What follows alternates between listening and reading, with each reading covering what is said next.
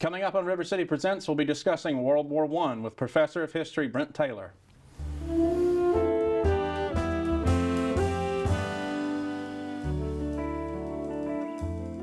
Welcome to another episode of River City Presents. I'm Daniel Hurt. There have been global conflicts throughout our history, but none of them have had the title reserved the Great War. Little did they know there would be a second one later. But to discuss World War I on this program is Professor of History here at WKCTC, Brent Taylor. Welcome back to the show. Thanks. It's great to be back. Yes, we got a new season. Season 3's taken off now, so it's getting even better. We'll keep going. But let's talk about World War I. Why, like I said in my intro, there have been Napoleonic Wars, 100-Year Wars. Why do you think that this one's the Great War? It's the scale of it. This is an industrial-sized war. You take all that stuff from the past and forget about it because those numbers are small. The death tolls are small. The technology is such that it's taking forever to cross an ocean and that's all gone now. We have this new modern kind of warfare. We're talking about millions of people now and not just the hundreds of thousands range, right? Right, and not just the singles of thousands or the tens of thousands. And some of those wars are really small body count wise, but this one in particular, the numbers are all over the place, which is actually kind of scary because that means we don't really know. Yeah, that's right. I've never thought of that. But that's... You see some of the numbers say 15 million. Some of the numbers are larger than that. Some are smaller than that. You don't even know where it is. And it's sort of like back in the day, we used to meet at we're going to meet at 2 o'clock in the afternoon. We're going to see each other for about 30 minutes, and then we're going to quit for the day. That doesn't really happen now. Now you've got the trench warfare, night combat, storming the trenches, right? I mean... Oh, yeah. The old style of the Napoleonic days where you can take a time out and all these things. I mean, that's another thing that's a relic by this point. And you mentioned the trench warfare. That's because of all this new technology. Yeah. You have to get out of the way of these deadly things. Tell us about that, the technology changes, because I guess when I think of 19th century war, I think of the revolvers don't have many bullets, it's hard to reload. It's a different world now. Right. You had the cannon and the wooden ship and all that stuff is gone by the time we get here. There is a giant list of new technologies. It starts with the airplane. Yeah. George Washington never had to worry about air cover. Yeah. But here it is. Then you go on to the tank, which was sort of a crude version of what it would become. Oh yeah, it's 1.0, and unlike some of these weapons, the tank is very, very, very new in World War I. A lot of them are new with an asterisk, but the tank is very super new for this war. A lot of fun stories there too, by the way. But it's new on the battlefield. Poison gas is new. That's another thing. Yeah. They didn't worry about that in 1812. Yeah, chlorine gas, I think, was one of the first ones, right? So we got chlorine gas, you've got mustard gas. They all do a little something different. The chlorine gas is sort of a choking gas. The mustard gas will burn the victim. I'm guessing that World War I era masks and protections probably isn't that great either. So maybe there's nothing to stop that. They did have gas masks. I am not sure exactly how efficient they were because one of the key ingredients in them is peach stones. Okay. And I've always wondered. I don't know how that works. Because the government was demanding, please send us the peach stones. And so it's like a drive, kind of like a scrap metal drive that you might see in World War II. Yeah. But they're having these peach stone drives. That's crazy. I don't even know what that is. I'm not sure how it works scientifically. I don't delve into that too often, but I've always thought I did not want to go into this cloud of poison gas with nothing between it and me than this peach stone. That's nice. That's nice. Good picture for the will to keep on going. But so airplanes, tanks, machine guns change too, right? Machine gun is perhaps the greatest change that we've got. If you think back to the Napoleonic style, the book on warfare is the enemy has a position on a hill. You man up, run up the hill, take it, stab them. You fire off a shot, you'll probably miss it. hand-to-hand combat, drive them off the hill, it's yours. They fired at you, but they're reloading. They when you're missed coming too. down on them. So, yeah, so here we all go. Yeah. Right? And it's down to bayonets and the end of the rifle and all these things. You can't do that with a machine gun. You're dead before you get to the trench. Right. And see, that was the thing that the commanders didn't understand in Europe early in this war. Militaries are institutions. Institutions have best practices. And the best practice says, man up and take it. Yeah. That was what we've known from all of the previous wars, all the previous experiences say, man up, take it. And then, conversely, if the enemy makes an attack and is repelled, counterattack immediately. Right. Do not let this moment go to waste. Well, you're going to counterattack into the machine guns. And we're talking about like belt-fed machine guns. They don't stop until they burn up or get too hot. Oh, yeah. There's this one called the burp gun. And we call it the burp gun because it just sounds like it's belching out. Like the A-10 all the Warthog bullets. plane. Yeah. Right.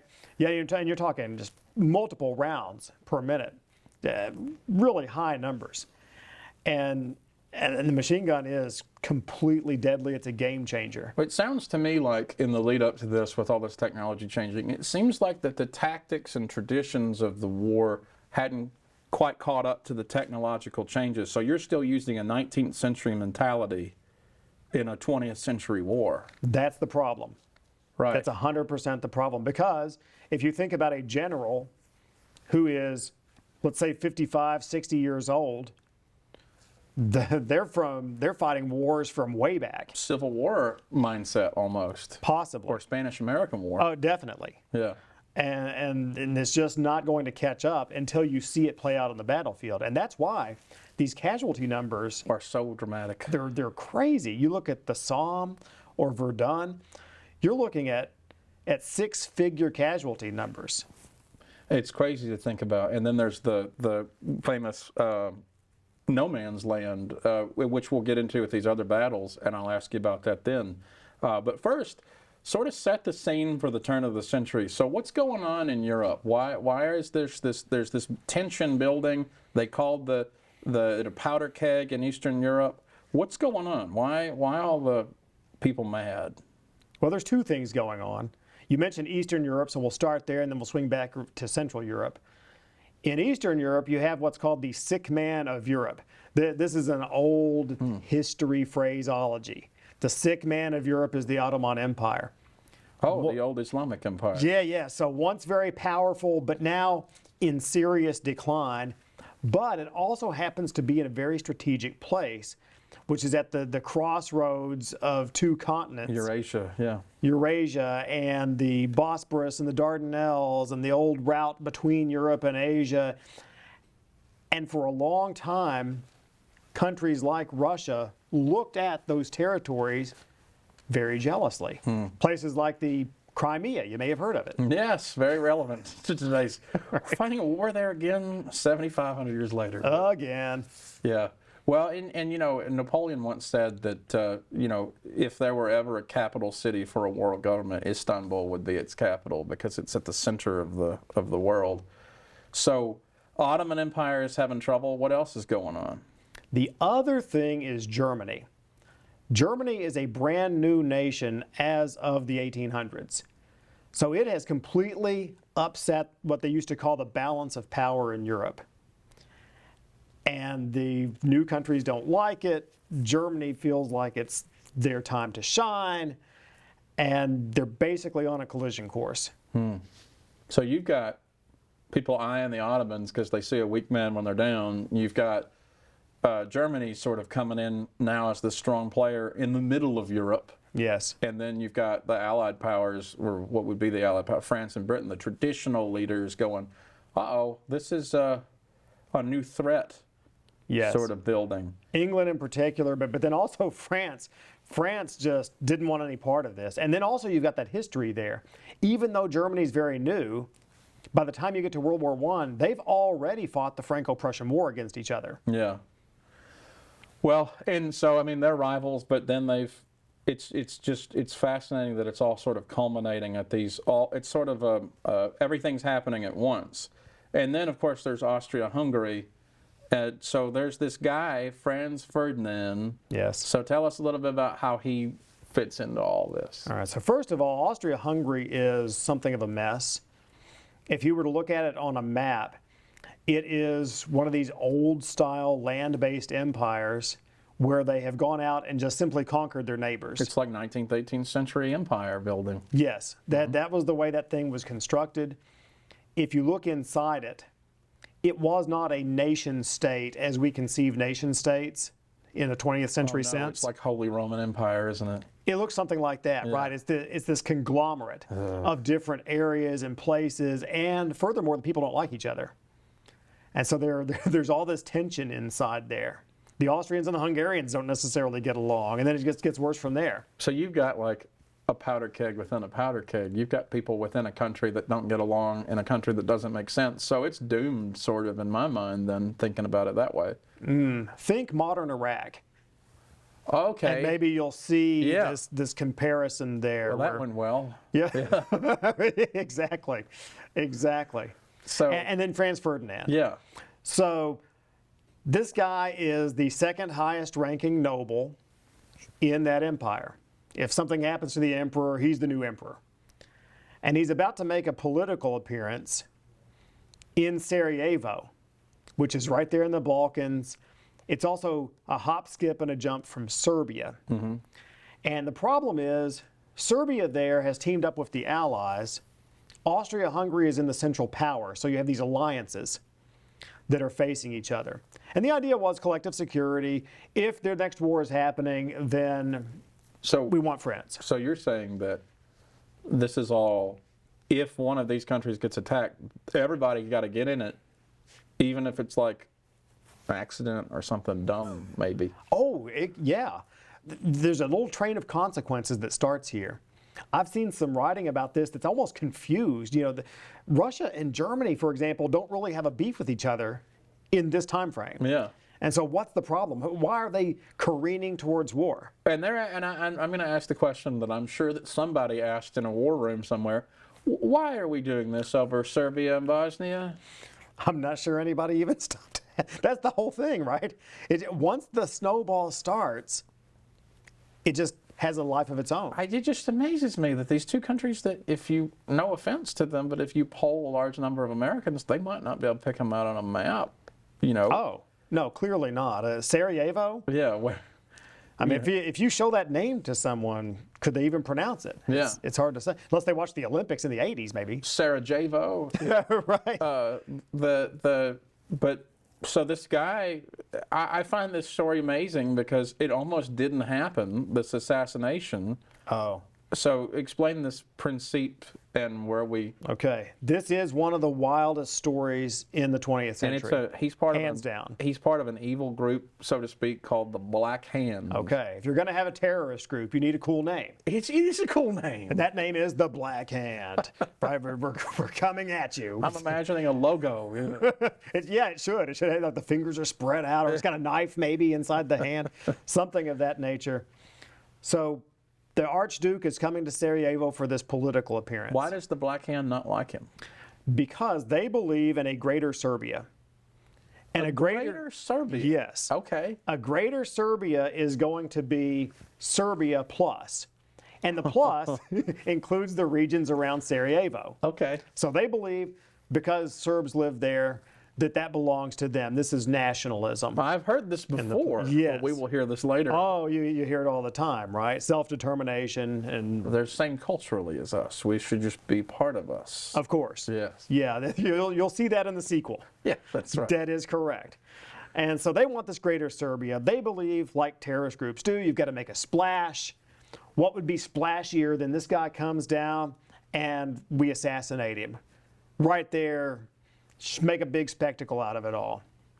So the Archduke is riding around in the way of the rich and famous, which is, at that time, a convertible open-top car. We will also see this later, of course, Get the convertible. Watch out for the convertible. If you could just have a time machine and tell them, right? So he's coming down there. There are assassins everywhere. There's about half a dozen of these assassins out there somewhere. He's wanted. They've warned him, right? Yeah, you wonder about all that, but it is clearly a dangerous situation. Yeah. And so here comes the car. The first would-be assassin is named Kabrinovich. Now, big splash, terrorist group. You can't just kill him. You got to make a spectacle. He uses a grenade. Got to blow something up. Sure. Yeah. Yeah. So grenade, I mean, that makes a New statement. piece of technology. So he comes along. This kind of grenade, though, is armed with something called a percussion cap. It's kind of like the cap gun that you had when you were a little kid. If you remember the sound and I had one all. of So those. it'll make this snapping sound. And then you get to throw the grenade. The driver of the car was apparently very alert, heard something, and thought, ooh, uh-oh, Yeah. I'm going to stump on the gas. Yeah. Now, these cars, they're like 12.5 horsepower. So when you step on the gas, it's like in the golf range, and you're like, you Slightly get back a faster, little bit. yeah. Yeah. So, or you put the lawnmower into 5. But it's just enough to throw off the trajectory of the throw. So it bounces off. The grenade rims out, goes on the ground. It's blowing little bits of gravel everywhere. But now, here's a guy in a follow-through, and there's been an explosion. Now, Kabrinovich was smarter than to go to prison in a 19-teens Eastern European prison. Yeah, that's not going to end well. You don't want to be there. So, he took cyanide, Okay. Yeah, a little capsule or something. and just to be doubly sure, he jumped off the nearest bridge. That'll do it. Because you would think so. Uh-oh. Oh, no. This was not the greatest day in terrorist history because the cyanide was out of date. Ugh. And like a lot of medicines and things in that realm, they lose expiration date. effectiveness Yeah. over time. It's like a year-old Tylenol. Yeah. It might not stop the headache. Yeah. Well, this didn't kill him. Great. And then the bridge, it's an Eastern European bridge. They're not all that tall. So he just He's doing splashed terrorism down. badly. Yeah, this is the terrorist Hall of Shame. Yeah. They fish him out, and he did indeed go to Eastern European Oh, man. 19-teens prison. Plus being sick from a bad poison. It wasn't a great day. At that point, the rest of the terrorists are disheartened because they think, okay, it's over. They're alert now. Yeah, the element of surprise has been lost. Way to go, Kabrinovich. They kind of gave up. They went off and they were having lunch and all these things. Yeah. In the meantime, the Archduke goes down to the appointed place that he was going to go. He chewed out the local governor for not having a more secure situation for him and his visit and all this. Went on through his whole schedule, but now you still have to leave town. So they got to get out of there. They hop back in the car. The car is moving through the city, and it just so happens to come to a stop near another one of the terrorists. And the guy's like, oh, wait a minute. So he's driving by an assassin now. Yes. Okay. So you're going to get your second chance. Yeah. Well, that's kind of what he thought, right? So he drops the sandwich, he picks up his weapon, which is a gun, Yeah. handgun, You got to catch the car. unloads, center mass, hits the Archduke's wife. It's a fatal injury for the Archduke. He's just kind of sitting there, though, Weekend at Bernie's style. Yeah. And somebody in the car is like, hey, are you okay? And he's like, it's nothing. I think it might be. It was something. He had been hit about right here, and the blood was soaking into the collar, so you couldn't really see it yet. Yeah. But it's a fatal shot. So the Archduke is now going to die. That is an international incident. All right. Now as for the assassin, his name is Princip. He also did not want to go to 19-teens Eastern European prison. That would be a bad thing. He knew that just the same. Yeah. So he took his cyanide that he got from his friend. Same result. And then he turned the gun on himself. And I'm assuming this didn't work either. It didn't because the crowd noticed that he had the gun, heard the shot, wrestled the gun out of his hand. And so now he's going to go to 19 teens Eastern European prison. Both of those guys died in prison, by the way. Will they at least find out why and who's responsible for all this in the interrogation? I'm assuming it's, we're going to find out what we need to find out. Rules don't really matter. That is the question of the day. So Austria wants answers. Austria-Hungary, we should say, wants answers. They know that the answers are in Serbia. These are Serbian nationalist terrorists, a lot of isms. So we're going to make some demands. Austria-Hungary sends an entire list of demands to Serbia and says, you are going to help us get to the bottom of this. We demand some justice, some closure, all these things. It's called the ultimatum. Okay. You will do this entire checklist or else. Or else there's war. Or else is World War I eventually. Right. Yeah. And Serbia did try to go through the checklist. So what happened? There were a few things on there that they just couldn't live with. One of them was Austrian judges in Serbian courts. And they said, ooh. Do you think they were sorry. asking for the impossible on purpose? Maybe it could just be a flex. Yeah. Maybe they go ahead and bend the knee on all the points and then we're cool. But they know that they're sort of subservient to us. It's hard to say what that psychology is. So there. this domino effect, what you're saying though, essentially is some very bad terrorists fail at first at an assassination attempt, and they only get lucky because the guy doesn't take a hint and keeps driving around town. So they shoot him, and he dies, and this creates a domino effect of ultimatums and threats made that will ultimately lead to a conflict between all of Europe. One death will now lead to 15 million deaths. That's where you are. That's outstanding. That's just amazing. Because when you think about wars break out, you think it's, well, later on when we have the sequel, it's, Pearl Harbor, at least for the United States, or Yeah. Hitler's invasion of Poland. Yeah. Those are like national actions, not just like some group of guys who have a vision shoot a head of state, or not even a head of state. Oh yeah, this is almost completely irrational, how it all unfolded. Mm-hmm. But then once those dominoes begin to fall, there it goes. That's amazing. Yeah, it really is, and it sets the stage for the whole century. The whole century. The things that happened in World War I, World War II, direct consequence. The fall of the Russian government, the rise of the Soviets, the Cold War. You're not done with consequences on this until you are way, way out of the century. So Ferdinand is dead, and like it is described in history, Eastern Europe and Bosnia and that area, it's like a powder keg. So we have an explosion now, right? Just like Wile E. Coyote and the Roadrunner.